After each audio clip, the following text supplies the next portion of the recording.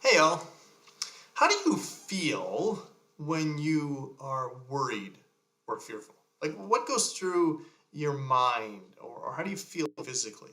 Are you the kind of person that when you're in that place you get tired? Maybe you get where you become sleepless. Maybe you get overwhelmed. Some people even get sick. We're in that place. Or maybe a better question might be, what do you do when you're worried or fearful? A lot of times people move into trying to control their situations, trying to do the thing that will hopefully keep their worry at bay.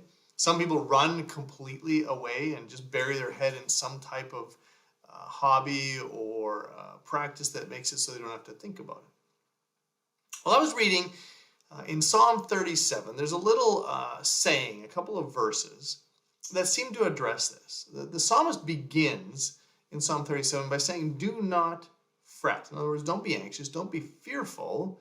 And particularly, he's focusing on those who are evil, those who do wrong things and don't seem to have any impact on their lives. But he doesn't actually spend very much time there. He moves immediately into some other things, and he focuses on the positive side. And in doing so, there's this phrase, this saying that I think is quite interesting. He says this. He says, trust in the Lord and do good. Dwell in the land and enjoy safe pastures. And then he goes on to say, take delight in the Lord and he will give you the desires of your heart. It's almost like he's giving the antidote for a fretful or anxious season or life. And I think there's two phrases in here that are really interesting. The first one is when he says, trust in the Lord and do good. And if you just read it on its face value, it seems like there's two commands, trust God and do good. But I think they put them together in this linking form. They're one sentence. And the reason is simply this. When we don't trust God, it keeps us from doing good. And doing good here is evidenced by how we treat other people. That's how we do good. We do good to others. And when we don't trust God, it's very hard for us to do good because we have to protect ourselves. We want to make sure we're not taken advantage of. We worry about what others might do. But conversely, when we do good, when we risk, when we do good to others, what it does is it forces us to trust God for the result. It's almost like the psalmist is saying, look, you want the ability and power to live a life that's free of worry and fret? Well then, go do good. Be good to people. Live a life free of anxiety because you're going to trust God when you have to do that to love other people.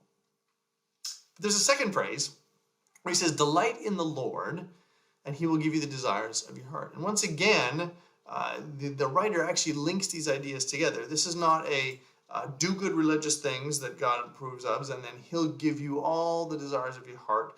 Because he's not saying, do that and you'll get all those selfish desires. What he's saying is simply this. Make God your priority. Delight in him. Try and understand his heart. What is he like? Spend time with him. Do the things, again, doing good and trusting him. And what happens is the desires of our heart begin to change, and he delights to give us those desires.